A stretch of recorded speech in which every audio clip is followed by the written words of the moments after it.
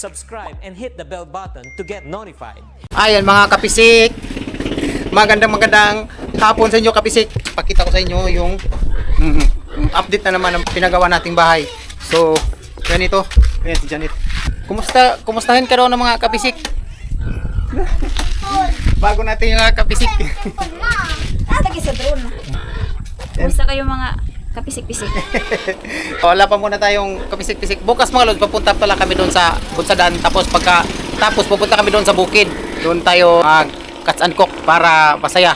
At saka mayroon kaming gagawin doon bukas doon sa bukid. Kasi magtatanim tayo doon ng mga gulay. Bay no? Marami tayong plano doon sa bukid. Well, kasi ayusin din namin yung bahay namin doon sa bukid. Kasi mga sira-sira na mga lods doon sa bukid, kasi para may mapuntahan tayo pag wala tayo dito sa baryo dito sa San Marcos.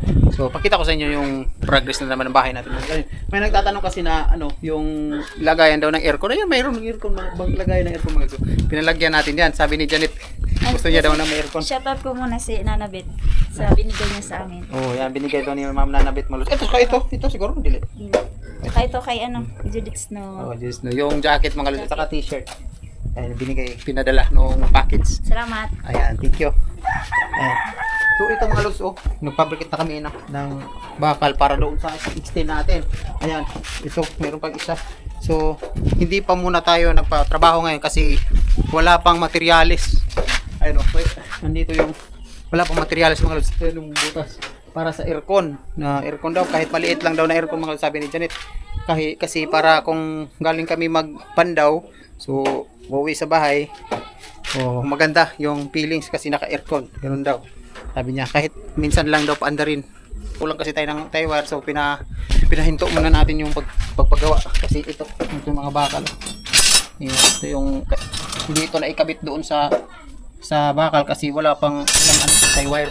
Ito na lang yung naiwan sa tie wire natin. Wala pa muna tayong pambili. Ayan.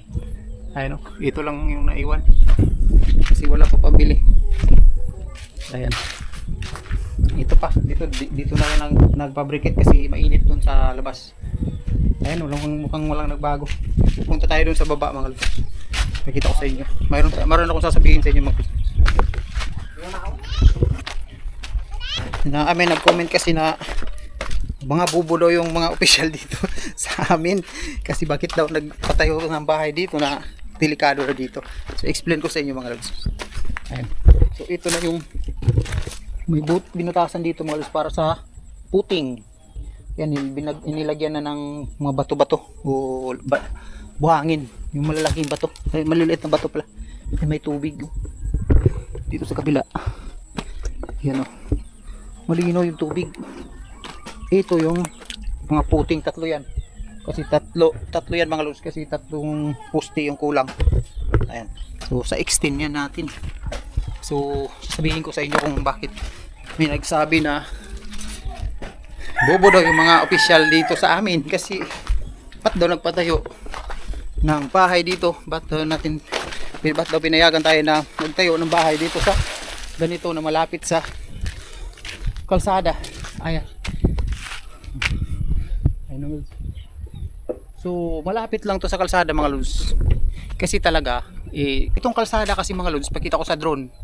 Yung kalsada na to mga lods, putol na to doon sa unahan. Diyan sa unahan na yan mga lods, putol na yan. Tapos kikita nyo dyan sa unahan na marami ng lake dyan. Hindi na mapaglagyan ng kalsada. So doon sa unahan, putol na yan dyan mga lods dyan. Butol na yan dyan. Mga mula dito sa bahay, nasa mga walang kilometro, hindi aabot ng 1 kilometro. Hindi aabot ng 1 kilometro. Mga 900 meters mula doon sa bahay, mula dito sa bahay namin. Doon, putol na doon sa unahan. Hindi to highway mga lods. Farm to market road to ang daanan na to. Sinabi ko na to Marami nga nagsasabi na ang tagal-tagal pa ng panahon mga kapisik pala. Nasipyat. Ayun na, nagkamali naman ako mga kapisik pala. So, sorry sa inyo. Sorry sa inyo mga kapisik.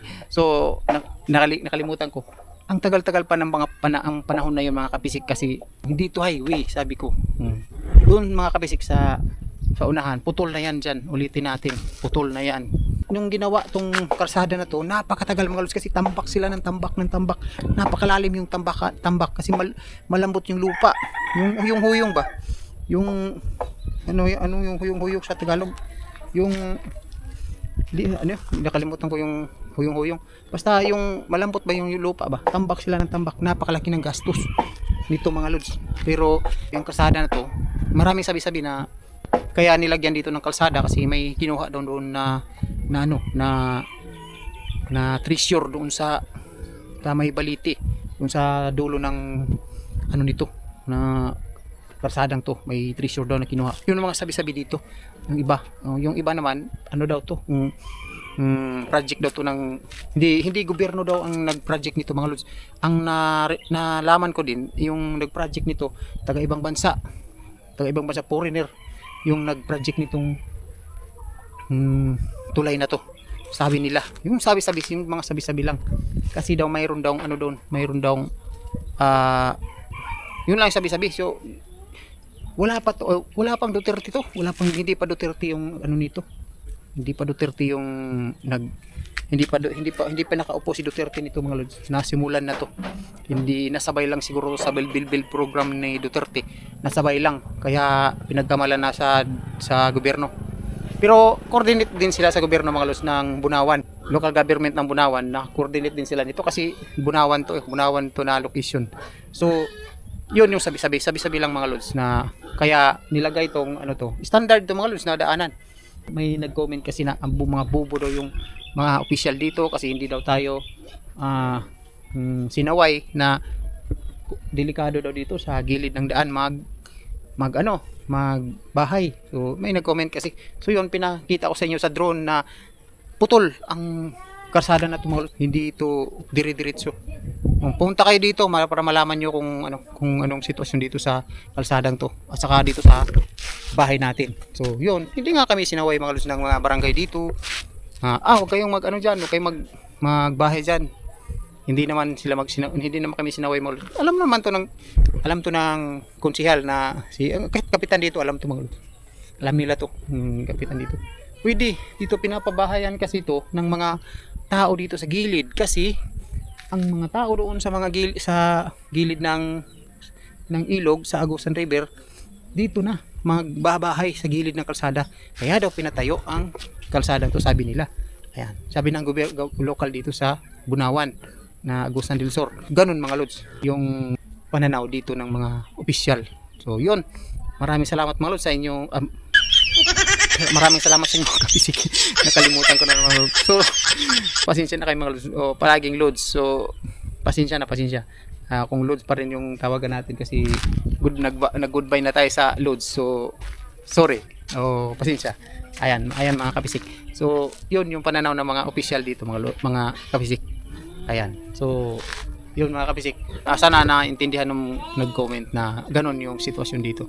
O ganun yung mga local dito. Basta ganun yung sitwasyon dito mga kapisik. So yun, maraming salamat sa inyo at thank you. Bye. Mag-goodbye na mga kapisik. Sige rin kong loads din ba? Nagkuhan ko, nagsikog yung loads. Kapisik man day atong tawagan, nakalimot ko. Kapisik naman day. Ay mga kapisik, nandito si Janet. Mga loads, sige ko na, mga loads. Uy, kapisik naman day. Ayan mga kapisik si Janet. Hello. So, yun mga kapisik, babay na muna at maraming salamat. Subscribe and hit the bell button to get notified.